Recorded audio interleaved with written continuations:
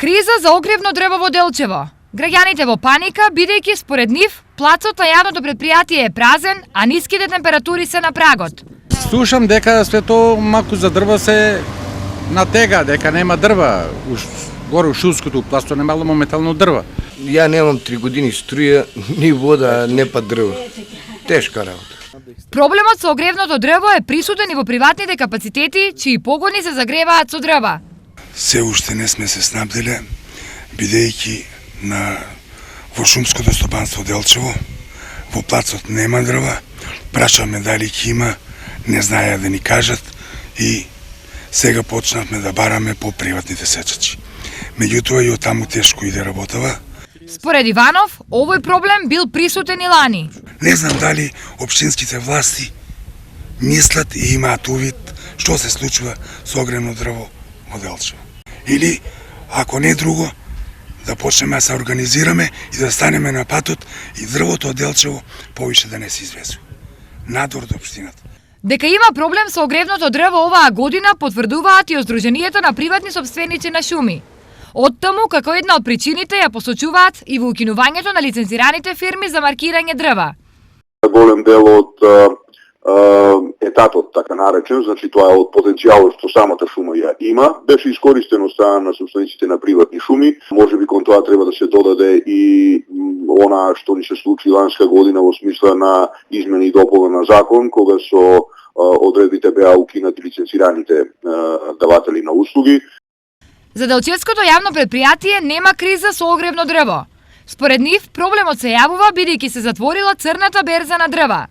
Оттаму информираат дека од потребните 15.000 метри кубни, колку што трошат годишно Каменица и Делчево, досега се испорачани 55%, а останатите ќе бидат доставени до потрошувачите најдоцна до ноември. Во паника се и околу 600 штипски пензионери кои преку Сдруженијето порачале 5000 кубици дрва, но не ги добиле.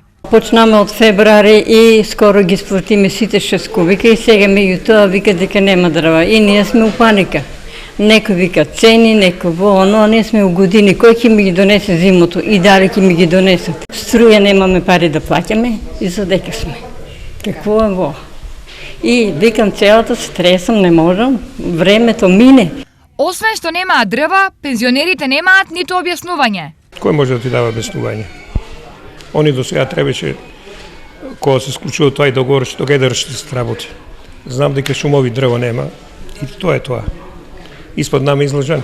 Зошто и како дрва нема и денес никој од Сдруженијето немаше да објасни. Раководството се повика на председателот, а тој е на лекување во Скопје.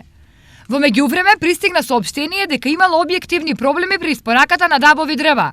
И сите оние кои уплатиле за даб може да ги пренаменат во бука или да си ги подигнат уплатените пари.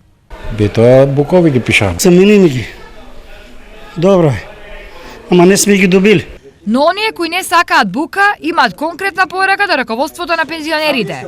Ако ми враќа парите, ќе му тражам камата да ми плати. Они работиле со тие пари. Ми на онај систем, фала Богу, нема тоа. Недостигот на дабови дрва беше причина и за покачување на нивната цена. Во моментов тие се продаваат по 3100 денари, а до почетокот на сезоната можно е да бидат уште поскапи. Токму ова е најголемата ноќна мора на пензионерите кои доскоро мислеа дека проблемот со огрев го решиле.